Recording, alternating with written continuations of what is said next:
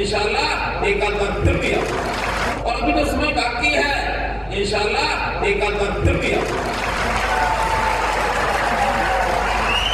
कहूंगा कि जो मदरसे हैं उनको हरियाणा स्कूल शिक्षा बोर्ड के साथ रजिस्टर कराया।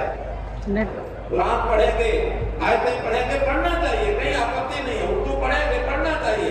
80 से 100 3 लाख है, 100 से 200 5 लाख है, और 200 से ऊपर 7 लाख रुपया ये उनको दे। यदि मदरसों को हरियाणा शिक्षा बोर्ड से जोड़ दिया जाए तो सीएम साहब उनको संख्या के हिसाब से उनको जो राशि देंगे।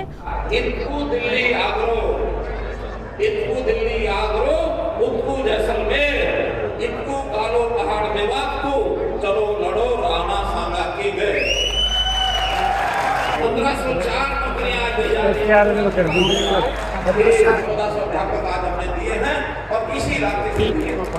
1400 टीचर जो मेवात में, मतलब हमारे ही इलाके के बच्चे जो मेवात में लगाए हैं, उनसे जो हमारा शिक्षा, मतलब युवाओं को शिक्षित करने की जो उनकी सोच थी वो पूरी हुई है। हमारे बहुत बच्चे मदरसों में जाते हैं, वहाँ तालीम लेते हैं। हमारे 135 मदरसे हैं, लेकिन एक बड़ी कठिनाई की बात यह है कि जो हरियाणा का स्कूल शिक्षा बोर्ड है उसके साथ जुड़े हुए नहीं, और जब तक उसके साथ नहीं जुड़ेंगे तो बच्चों को जो आज शिक्षा की जरूरत है, तालीम की जो जरूरत है, उसमें वो पीछे रह जाएंगे। हो सकता हमारी जो मजहबी तालीम को ले लेंगे, कुरान पढ़ेंगे, आयतें पढ़ेंगे, पढ़ना चाहिए, कहीं आपत्ति नहीं है। उर्दू पढ़ेंगे, पढ़ना चाहिए, जो भी लैंग्वेज है वो पढ़ें, लेकिन इस देश की प्रदेश की भाषा और यहाँ के जो मजमून है उनको भी सीखना चाहिए। तो जितने हमारे साथी खास करके धार्मिक नेता बैठे हैं, मैं इनसे कहूंगा कि जो मदरसे हैं उनको हरियाणा स्कूल शिक्षा बोर्ड के साथ रजिस्टर कराया, रजिस्टर कराएं। और रजिस्टर कराने से उन बच्चों की तालीम आज के हिसाब से ठीक होगी, और न केवल तालीम ठीक होगी बल्कि उनको मदद भी मिलेगी। हरियाणा सरकार एक तो ध्यान दे रही है गुरुकुलों का रजिस्ट्रेशन करना, और एक ध्यान दे रही है मदरसों का रजिस्ट्रेशन। हमने उसकी एक स्कीम बनाई है, उस स्कीम की आज मैं घोषणा कर रहा हूँ भाई। अगर कोई मदरसा स्कूल एजुकेशन के साथ अपने आप को रजिस्टर कराता है और बच्चों की संख्या के हिसाब से हम उनको आर्थिक मदद भी देंगे, चाहे वो गुरुकुल हो और चाहे वो मदरसे हो। उसके अंदर अगर 50 से लेके 80 बच्चे अगर उस मदरसे में हैं या गुरुकुल में हैं, उनको साल का 2 लाख रुपया देंगे। अगर बच्चे 81 से लेके 100 तक हैं तो उनको 4 लाख रुपया देंगे भाई बहनों।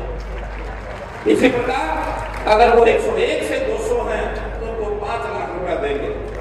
31 बात कर रहा हूँ, 81 से 100 3 लाख है, 100 से 200 5 लाख है, और 200 से ऊपर 7 लाख रुपया ये उनको देने वाले हैं, ताकि वो अपने जो अध्यापक हैं, जो स्कूल के जो टीचर हैं, पढ़ाने के लिए उनकी जो तनख्वाह है वो उसमें से पूरा कर सके, बशर्ते कि बच्चों से फीस न लेते हैं।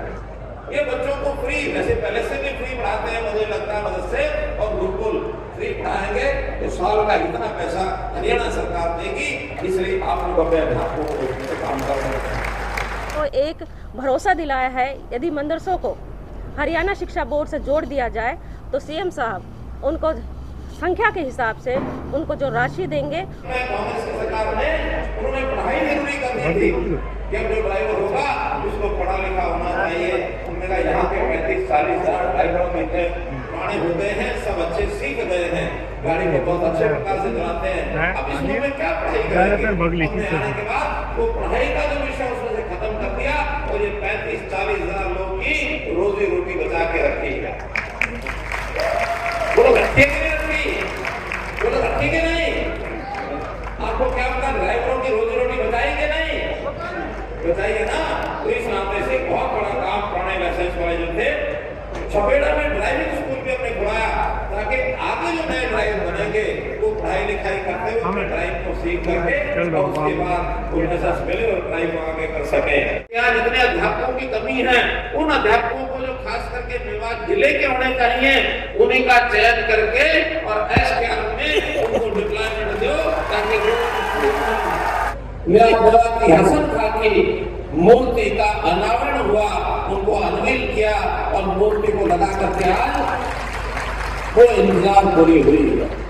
लगभग 700 करोड़ रुपए की घोषणा आज भी करके जा रहा। मतलब अभी 6 महीने बाकी है, 700 करोड़ मेवा की हसन खां उन्होंने अपने बलिदान देश के ऊपर दी थी और देश पर बलिदान होने वाले लोगों का नाम सदियों तक, जब तक चांद और सूर्य रहेगा तब तक उनको याद किया जाता है। उनको कह दिया कि आपकी हर सब डिवीजन के लिए 5 लाख रुपया और जिले की बात एसडीएम के लिए 21 लाख रुपया, ऐसा 36 लाख।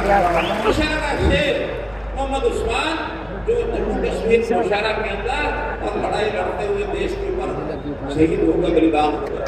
सम्मान करता हूँ उनको, 40 करोड़ रुपया ये अलग से मंजूर किया जाता है। मित्रों, इरिगेशन में 61 करोड़ रुपया और ये सिंचाई के लिए, जिसके कारण से खेतों को, किसानों को ये बहुत बड़ा लाभ। 4 समाज हैं, वाल्मीकि समाज, मिरासी, प्रजापति, कुरैशी समाज, इनके लिए 12 इसके लिए भी 1 करोड़ 40 लाख रुपए मंजूर किया जाता है।